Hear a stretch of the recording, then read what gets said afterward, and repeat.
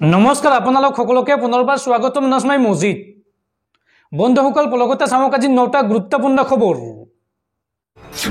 প্ৰথমটো খবৰ সুদখোৰৰ বিৰুদ্ধে পুনৰ কঠোৰ হৈ পৰিছে মুখ্যমন্ত্ৰী হিমন্ত বিশ্ব শৰ্মা যিসকল লোকে লাইসেন্স টকা বুলি দাবী কৰি সুদত টকা দিছে তেওঁলোকৰ ডাবল জেল হ'ব ডুপ্লিকেট লাইসেন্স বনাই অত্যাধিক সুদ লোৱা সকলৰ বিপদ নিশ্চিত এই সন্দৰ্ভত ৰাজ্যত 24/7 চলিব সুদখোৰৰ বিৰুদ্ধে অভিযান সুদখোৰক লৈ এই কঠোৰ নিৰ্দেশনা মুখ্যমন্ত্ৰীৰ এইবাৰ নিস্তাৰ নাই সুদখোৰৰ লাইসেন্স টকাৰ দাবীৰে সুদলৈ টকা দিয়া সকলো যাব লাগিব জেললৈ জালিয়াতি কৰি লাইসেন্স উলিওৱা সুদখোৰৰ দীৰ্ঘ সময়ৰ বাবে যাব লাগিব জেললৈ ৰিজাৰ্ভ বেংকৰ নিয়ম অনুসৰি লাইসেন্স ললে বছৰত 12% সুদ দিব লাগে যিসকলে লাইসেন্স লৈছে সকলো ভুৱা সুদখোৰে সুদত টকা দিয়াৰ বাবেও জেলত যাব লাগিব আৰু ভুৱা লাইসেন্সৰ বাবেও জেলত যাব লাগিব অৰ্থাৎ তেওঁলোকৰ ডাবল জেল হ'ব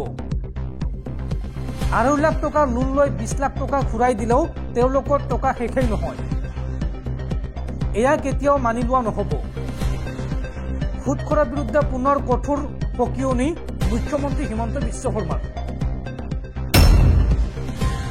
পৰৱৰ্তী খবৰ অসমত পুনৰ হিন্দু যুৱতীয়ে গ্ৰহণ কৰিলে ইছলাম ধৰ্ম গ্ৰহণ কৰি অনামিকা নাথ হল অনুষ্কা বেগম ইছলামৰ ৰীতি নীতিৰ প্ৰতি আকৃষ্ট হৈ ইছলাম ধৰ্ম গ্ৰহণ কৰা বুলি স্বীকাৰ অনামিকাৰ অসমত পুনৰ হিন্দু যুৱতীয়ে গ্ৰহণ কৰিলে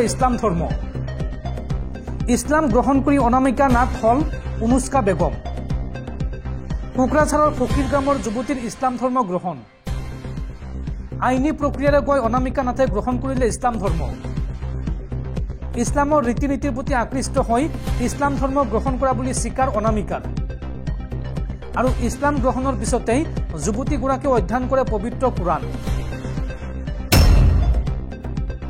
পৰৱৰ্তী খবৰ পুনৰ ৰাজ্যত হাজাৰ হাজাৰ অবৈধ স্বামীক গ্ৰেপ্তাৰ কৰিব অসম আৰক্ষীয়ে আৰু গ্ৰেপ্তাৰ কৰা অবৈধ স্বামীয়ে 10 পৰা 15 বছৰ পৰ্যন্ত খাটিব লাগিব জেল এই ঘোষণা মুখ্যমন্ত্ৰী হিমন্ত বিশ্ব শৰ্মাৰ পুনৰ হাজাৰ হাজাৰ অবৈধ স্বামীক গ্ৰেপ্তাৰ কৰিব অসম আৰক্ষীয়ে লোকসভা নিৰ্বাচনৰ পিছতে অসমৰ গাঁৱে ভূঞে চলিব অভিযান অবৈধ স্বামীৰ তালিকালৈ অভিযান চলাব অসম আৰক্ষীয়ে মুখ্যমন্ত্ৰী হিমন্ত বিশ্ব শৰ্মাই এই সন্দৰ্ভত অসম আৰক্ষীক দিছে কঠোৰ নিৰ্দেশ 2026ৰ পূৰ্বে অসমত শেষ হ'ব লাগিব বাল্য বিবাহ নাবালিকাক বিয়া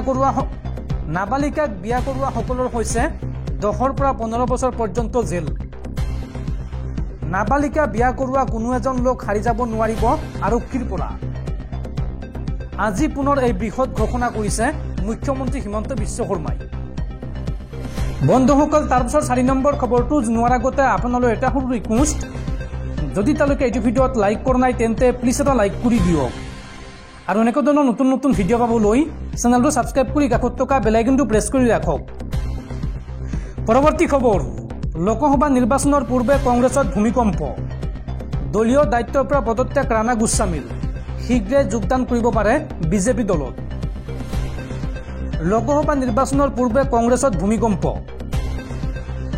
দলীয় সকলো দায়িত্বৰ পৰা পদত্যাগ ৰাণা গোস্বামীৰ এই সন্দৰ্ভত জিতেন্দ্ৰ সিং আৰু ভূপেন বৰালৈ পত্ৰ প্ৰেৰণ ৰাণা গোস্বামীৰ উল্লেখযোগ্য যে কালি যোৰহাটৰ বাসগৃহত দলীয় কৰ্মীৰ সৈতে বৈঠকত মিলিত হৈছিল ৰাণা গোস্বামী আৰু এই বৈঠকত গ্ৰহণ কৰে দলীয় কৰ্মীৰ মতামত তাৰ পিছতে পদত্যাগ কৰে দলৰ সকলো দায়িত্বৰ পৰা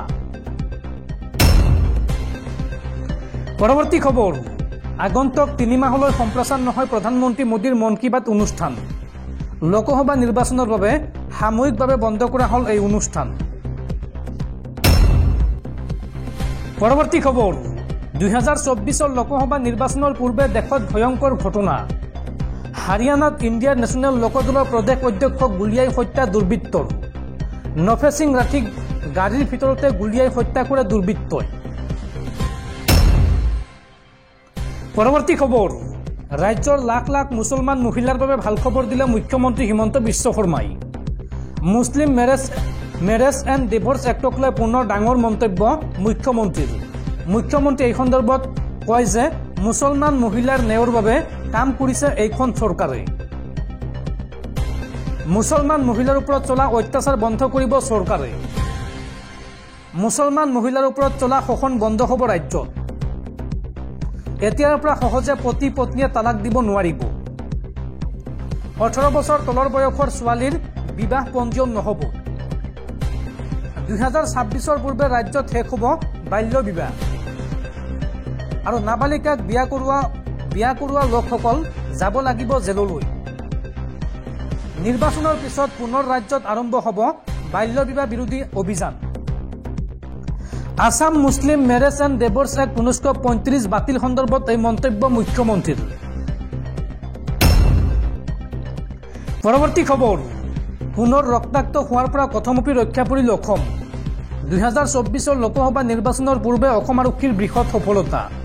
কাৰ্বি আংলঙত নিশা আৰক্ষীৰ অভিযান আৰু এই অভিযানত অস্ত্ৰ শস্ত্ৰসহ গ্ৰেপ্তাৰ কৰা হৈছে 3 জনক। কাৰ্বি আংলং জিলাত শনিবাৰে নিশা আৰক্ষীয়ে অভিযান চলাই অস্ত্ৰ শস্ত্ৰ আৰু গোলা বাৰুদসহ 3 জন লোকক গ্ৰেপ্তাৰ কৰে। দেওবাৰে এই কথা প্ৰকাশ কৰে আৰক্ষীয়ে। এক নিৰ্ভৰযোগ্য সূত্ৰৰ পৰা লাভ কৰা তথ্যৰ ভিত্তিত ডিফুত শনিবাৰে নিশা অতিৰিক্ত আৰক্ষী অধীক্ষক অপৰাধ শাখাৰ নয়নমণি বৰ্মনৰ নেতৃত্বত আৰক্ষী আৰু CRPFৰ যৌথ অভিযানত গ্ৰেপ্তাৰ হয় এই লোককেইজন।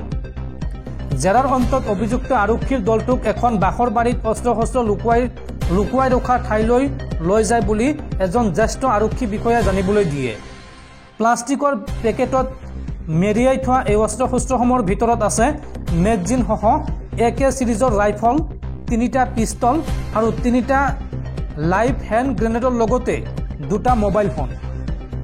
1959 চনৰ অস্ত্ৰ আইনৰ বিভিন্ন ধাৰাত গ্ৰেপ্তাৰ হোৱা লোককেইজনৰ বিৰুদ্ধে ডিফু থানাত এটা গোচৰ ৰুজু কৰা হৈছে। অৱশ্যে গ্ৰেপ্তাৰ হোৱা লোককেইজনৰ পৰিচয় বা কোন সংগঠনৰ এতিয়ালৈকে জানিব পৰা হোৱা নাই। পৰৱৰ্তী খবৰ, কংগ্ৰেছলৈ অশনি সংকেত। কংগ্ৰেছৰ পৰা আৰু বহু বিধায়কে যোগদান কৰিব বিজেপিত। কংগ্ৰেছত কোন কোন থাকিব তাৰ তালিকা দিলে মুখ্যমন্ত্ৰীয়ে। মাত্ৰ 4 পৰা 5 জন মানুহে কংগ্ৰেছত থাকিব। এই মন্তব্য মুখ্যমন্ত্ৰী হিমন্ত বিশ্ব শৰ্মাৰ। কংগ্ৰেছত কোন কোন থাকিব তাৰ তালিকা দিলে মুখ্যমন্ত্ৰীয়ে। মাত্ৰ 4 পৰা 5 জনহে থাকিব কংগ্ৰেছ দলত। ইয়াৰ ভিতৰত আছে ৰকিবুল হুছেইন, নুৰুল হুদা, ৰেকিবুদ্দিন আহমেদ আৰু জাকিৰ হুছেইন সিকদাৰহে থাকিব কংগ্ৰেছত। এওঁলোকৰ বাদে আৰু কোনেও কংগ্ৰেছ দলত নাথাকে। 2026 বিধানসভা নিৰ্বাচনলৈকে কংগ্ৰেছৰ পৰা বহু নেতা বা কংগ্ৰেছৰ নেতাসকল বিজেপিত আহিয়ে থাকিব। আৰু লগতে ৰাণা গোস্বামী সন্দৰ্ভত মুখ্যমন্ত্ৰীয়ে কয়, ৰাণা গোস্বামী সন্দৰ্ভত মই একো গম নাপাওঁ। এই মন্তব্য কৰে মুখ্যমন্ত্ৰী হিমন্ত বিশ্ব শৰ্মাই। পৰৱৰ্তী খবৰ, দেৱভূমি তথা কৃষ্ণনগৰীত অত্যাধুনিক বৃহৎ দলং মুকলি কৰিলে প্ৰধানমন্ত্ৰী নৰেন্দ্ৰ মোদীয়ে। 980 কোটি টকা ব্যয়েৰে নিৰ্মাণ কৰা হৈছে এই আটক ধুনীয়া সুদৰ্শন সেতুখন। দেৱভূমি দ্বাৰপাত নৰেন্দ্ৰ মোদীয়ে উদ্বোধন কৰিলে আটক ধুনীয়া দলং। ভাৰতৰ সৰ্ববৃহৎ কেবল ব্ৰিজ উদ্বোধন কৰিলে প্ৰধানমন্ত্ৰী নৰেন্দ্ৰ মোদীয়ে। 980 কোটি টকা ব্যয়েৰে গুজৰাটৰ দ্বাৰকাত নিৰ্মাণ কৰা হৈছে এই সুদৰ্শন সেতুখন। এই অত্যাধুনিক দলংখনৰ দৈৰ্ঘ্য হৈছে 2.32 কিলোমিটাৰ। উষা আৰু দ্বাৰকা দ্বীপক সংযোগী কৰিব এই দলংখনে। 1 ঘণ্টাৰ যাত্ৰা 20 মিনিটতে কৰিব পাৰিব এই দলংখনেৰে। আটক ধুনীয়া দলংখনত লিখা আছে গীতাৰ শ্লোক। আৰু এই দলঙৰে কৃষ্ণৰ প্ৰসিদ্ধ দ্বাৰকাধীশ মন্দিৰলৈ যাব পাৰিব দৰ্শনাৰ্থীয়ে।